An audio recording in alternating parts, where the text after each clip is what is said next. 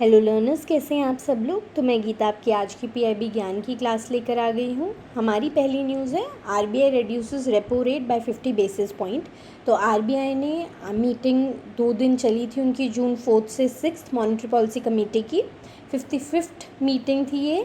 और इस 55th meeting में उन्होंने डिसाइड किया है कि रेपो रेट को गिराया जाएगा। पिछली बार 6% था, तो अब उन्होंने उसको 5.50 कर दिया है, 50 बेसिस पॉइंट्स गिरा दिया है। तो हमने पढ़ा है क्लासेस में कि जब भी आरबीआई गिराता है रेपो रेट को, तो उससे क्या होता है कि बैंक्स को आगे लोन सस्ते मिलेंगे, क्योंकि रेपो रेट कम है, बैंक्स को सस्ते मिलेंगे। और रेपो रेट ट्रांसमिशन वो जब आगे लोगों को करेंगे तो उनको भी इंटरेस्ट रेट कम लगेगा लोन्स पे। तो इससे क्या होगा, डिमांड क्रिएट होगी, क्योंकि लोग ज़्यादा लोन्स ले पाएंगे और फिर ज़्यादा डिमांड क्रिएट होगी। डिमांड क्रिएट होएगी तो ऑब्वियसली हमारी कंट्री में प्रोडक्टिविटी बढ़ती है किसी भी चीज़ की, और इससे इन्फ्लेशन भी ऊपर जाएगा। और ये जो उन्होंने डिसीजन लिया है, इसका पूरा एम्फेसिस है। देखिए, मॉनेटरी पॉलिसी कमेटी का फोकस रहता है कि इन्फ्लेशन भी टारगेट में रहे, जो कि 4% का टारगेट है, और विंडो है ±2% की। तो यानी कि 2 से 6% के बीच में आरबीआई इन्फ्लेशन को रखना चाहता है। तो सब कुछ देखकर उन्होंने ये जो रेपो रेट है उसको गिराया है। आप एग्ज़ाम से पहले जो भी लेटेस्ट रेपो रेट चल रहा होगा वो पढ़ के ज़रूर जाइए, लेकिन हम आपको अपडेट करते रहेंगे जब भी बाई मंथली मीटिंग होती है उसमें कि रेपो रेट क्या चल रहा है, क्योंकि बेसिकली इससे पता चलता है कि एक्चुअली हमारी इकोनॉमी में क्या स्टेटस है, इन्फ्लेशन ज़्यादा है, कम है, डिमांड क्रिएट करने की ज़रूरत है या डिमांड कम करने की ज़रूरत है। मॉनेटरी पॉलिसी कमेटी एक 6 मेंबर कमेटी है जो रिस्पॉन्सिबल है for setting in policy interest rate, जो कि हमारा रेपो रेट कहलाता है, to achieve the inflation target. और रेपो रेट आपका वो रेट होता है जिस पे आरबीआई कमर्शियल बैंक्स को पैसा देती है, लेंड करती है, और वो जितना देखिए कम होगा उतना ही सस्ता लोन लेना कमर्शियल बैंक्स को पड़ेगा। नेक्स्ट है, India assumes chairmanship of 12th BRICS parliamentary forum. तो इंडिया को 12th ब्रिक्स पार्लियामेंट्री फोरम की चेयरमैनशिप मिल गई है, और ये उन्हें मिली है ड्यूरिंग 11th फोरम, जो ब्राज़ील में चल रही है। इंडिया के जो डेलीगेशन है वो लोकसभा स्पीकर श्री ओम बिरला जी लीड कर रहे थे। और देखिए, ब्रिक्स नेशन के जितने भी पार्लियामेंट्स हैं उन्होंने भी पहलगाम टेररिस्ट अटैक को कंडेम किया है और एग्री किया है कि कॉपरेट करेंगे जितने भी ब्रिक्स नेशन हैं on policy of zero tolerance against terrorism.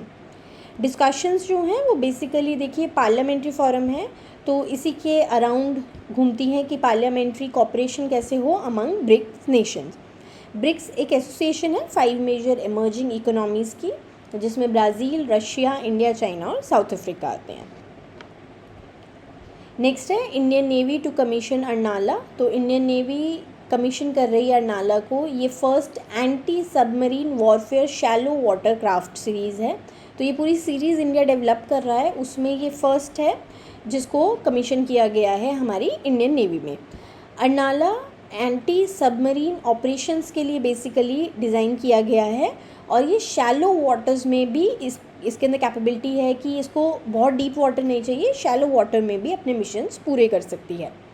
And commissioning देखिए ये रिफ्लेक्ट करती है कि इंडिया का फोकस बढ़ रहा है मैरीटाइम सिक्योरिटी की तरफ।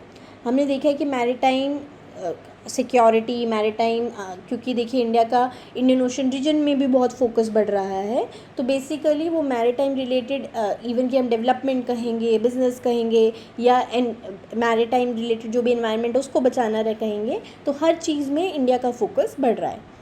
जो ASW यानी कि आपकी anti submarine warfare shallow watercraft vessels हैं, ये इंडिया का इनिशिएटिव है कि एक पूरा सीरीज़ डेवलप किया जाएगा इसके अंतर्गत, to modernize its naval fleet and bolster coastal defence.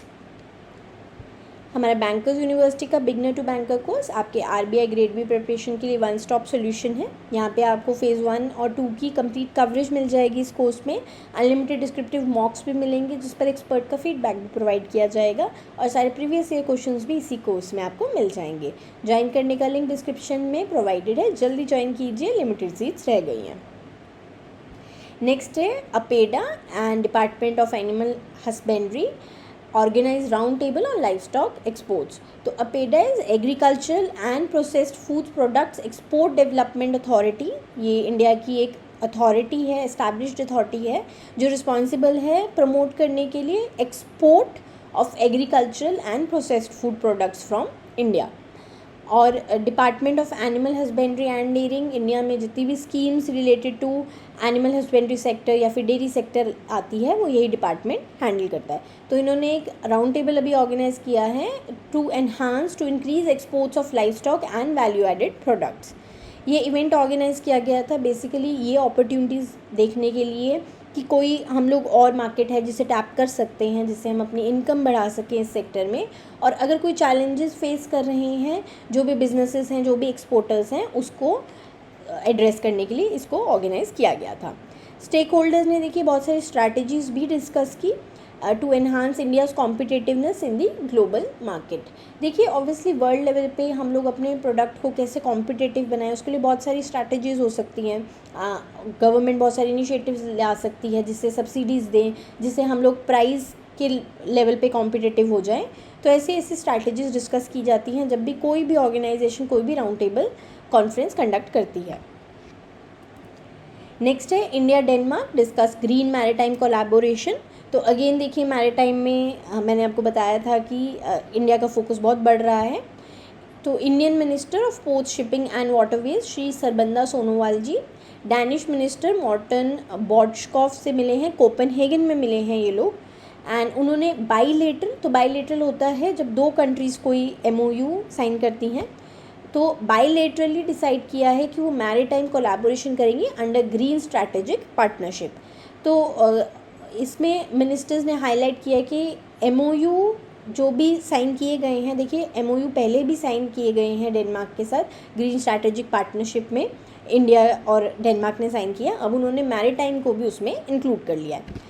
MOU encompass करता है establishment of centre of excellence also in green shipping.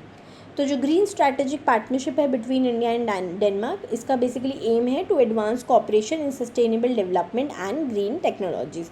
तो देखिए दोनों जो देश होते हैं इस MOU के अंतर्गत कोई भी टेक्नोलॉजी किसी भी एक देश के पास है जिससे वो सस्टेनेबिलिटी को अचीव कर पाए हैं, एनवायरनमेंट को बचा पाए हैं, तो वो इन टेक्नोलॉजीज़ को आपस में शेयर करते हैं। कोई स्ट्रैटेजीज़ हैं, कोई उनके पास सिखाने के लिए कोई एक्टिविटीज़ हैं, तो वो सब कुछ शेयर करते हैं। यहाँ से गवर्नमेंट ऑफिशियल्स वहाँ जाएंगे या वहाँ के गवर्नमेंट ऑफिशियल्स हमारे पास विजिट करेंगे, जिससे हम अपनी जो भी प्रैक्टिसेस हैं उसको शेयर कर सकें।